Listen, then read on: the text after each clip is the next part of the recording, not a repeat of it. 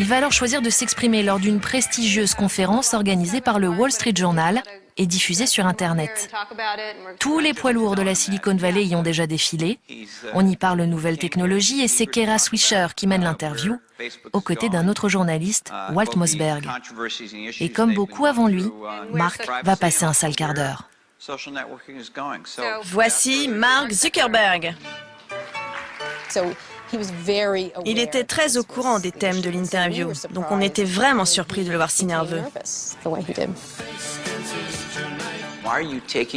Pourquoi faites-vous en sorte que je dois vérifier l'intégralité des infos qui me concernent? Je pense qu'il faut comprendre comment le système est conçu pour saisir son mode de fonctionnement. Je parlais avant de ce que font les utilisateurs sur le site. Ils partagent leurs informations avec leur entourage. Mark ne répond pas du tout à la question. Mais en face de lui, le journaliste insiste. Mais vous n'avez pas répondu à ma question. Vous semblez avoir décidé de rendre publiques mes informations personnelles sur Facebook. Vous l'avez fait tout seul, sans prévenir? Nous lui avons posé des questions l'un après l'autre et il a refusé de répondre. Alors nous lui disions « Répondez ! Ce n'est pas ça notre question !» Et à force de ne pas répondre aux questions des deux journalistes, l'interview devient de plus en plus musclée. Ces emails que vous avez écrits à la fac, ils vous suivent, que ça vous plaise ou pas. Kara évoque un email envoyé par Mark 5 ans plus tôt. Un email où il écrivait que les utilisateurs de Facebook étaient bien naïfs de lui faire confiance. Mark est déstabilisé, il commence à transpirer. Comment expliquez-vous le scandale que ça a provoqué? Ça vous touche? Oui. J'ai fait plein de bêtises quand j'étais à la fac. Je ne me cherche pas d'excuses. Et je suis vraiment désolé d'avoir fait ça. Certaines accusations sont vraies, d'autres non. Pouvez-vous nous dire quelles accusations sont vraies? Je ne sais pas trop, c'est loin. Mark perd tous ses moyens, il ne maîtrise plus ses réponses et transpire un peu plus. Et il se met à transpirer, mais vraiment transpirer. À quel point transpirait-il? Oh, entre nous, on appelait ça la fête de la transpiration. On ne pouvait pas voir ça du public, mais c'était vraiment énorme. Ça coulait à grosses gouttes le long de son nez. J'avais peur qu'il fasse un malaise, et il était tout pâle, il avait l'air malade. Pour moi, c'était une crise d'angoisse. Il nous a dit qu'il ne se sentait pas bien, mais en tout cas, c'était très mauvais pour lui. Pour détendre l'atmosphère, Kara interrompt l'interview et tente une petite plaisanterie. Vous voulez retirer votre sweat? Non, je ne l'enlève jamais. Je sais, mais il y a des femmes dans le public qui aimeraient bien que vous l'enleviez. Non, En s'épongeant le front, Mark prend conscience de la situation. Il cherche une issue, mais les questions repartent de plus belle. Pouvez-vous expliquer ce qu'est la personnalisation instantanée, pourquoi vous l'avez fait et à quoi ça sert pour vos utilisateurs? peut-être que je dois l'enlever. Enlevez-le. Pour gagner du temps, Mark décide d'enlever son sweatshirt, mais il va comprendre qu'il n'aurait jamais dû. C'est un sweat officiel. On imprime notre mission à l'intérieur. Oh mon Dieu! L'intérieur du sweat. Mais qu'est-ce que c'est? Rendre le monde plus ouvert et connecté. Oh mon Dieu, c'est un culte secret. Regardez ça. Rendre le monde plus ouvert et connecté, avec un symbole au milieu qui doit être réservé aux initiés, je pense. Un logo mystérieux qui vante les valeurs de Facebook. Kara gère la situation sur le ton de l'humour, mais cela ne suffit pas à détendre l'atmosphère. Mark Zuckerberg le sait, l'interview est une catastrophe, il ne pouvait rêver pire publicité. Ce jour-là, il prend conscience de ses difficultés à communiquer. Il comprend aussi que pour assumer parfaitement son statut de PDG de Facebook, il doit vaincre son anxiété maladive. Mark découvre l'importance de l'image et son douloureux apprentissage ne fait que commencer.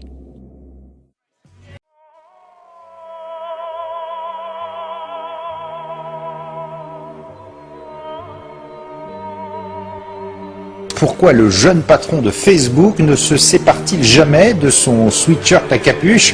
Les rumeurs les plus folles circulent depuis des mois. Les internautes ont enfin une piste. Et oui, l'insupportable geek multimilliardaire, le très présomptueux Mark Zuckerberg, a enfin retiré son inséparable hoodie. C'est comme ça qu'on appelle les sweats à capuche.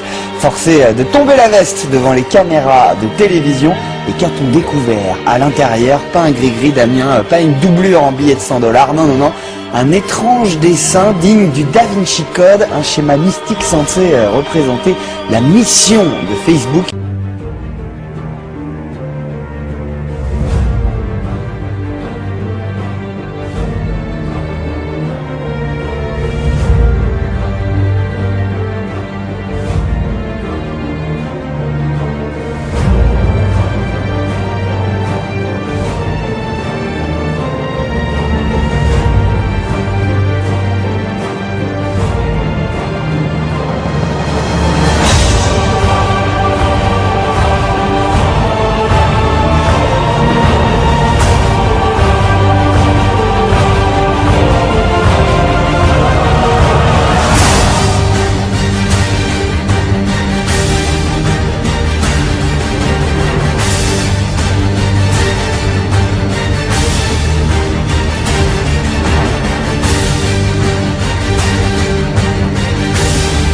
Le fondateur d'Axel, Freddie Mimi, offre 12 700 000 $ de ses partenaires de Venture Capitalist. Le manager d'Axel, Jeff Breyer, PDG du National Venture Capitalist, NVCA, est créé par Gilman Louis, PDG de InQtel, une entreprise capitaliste créée par la CIA en 1990.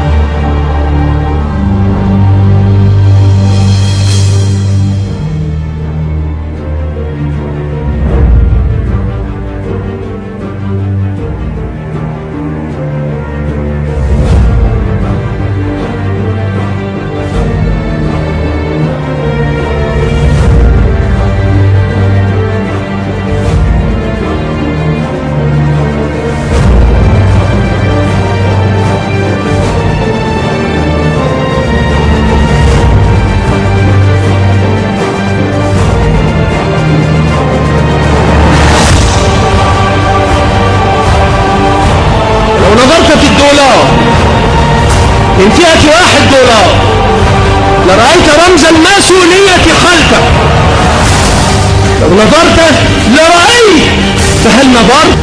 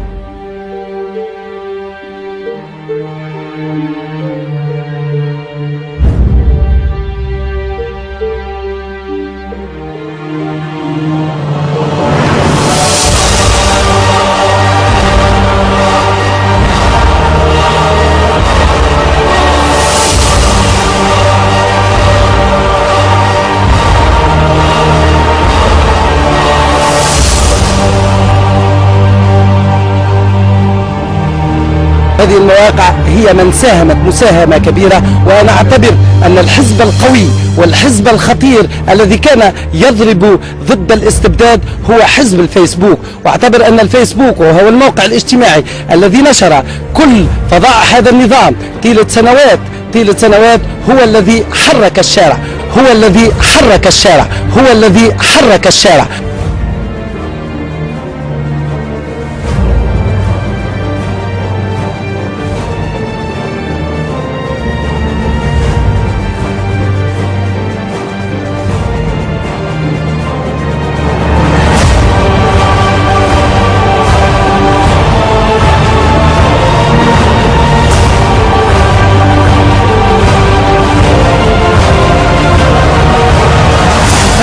الجمهورية الديمقراطية العالمية هي في حقيقتها دولة إسرائيل الكبرى.